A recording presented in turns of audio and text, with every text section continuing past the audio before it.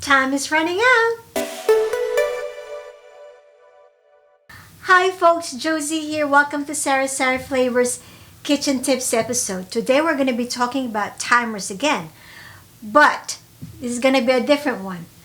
We have stove timers and we have the kitchen timers.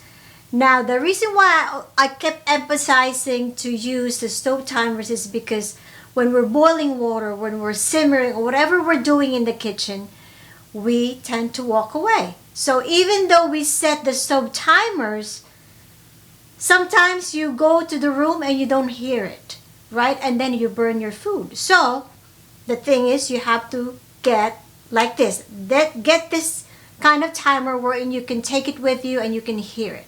Now the second danger is you set your timer, right? And then you hear it and then you shut the timer, the stove timer, thinking that you shut the stove, not realizing that you only shut the stove timer.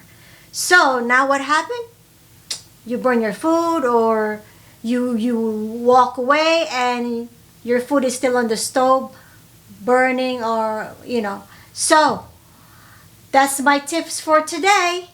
See you next time and subscribe to my channel.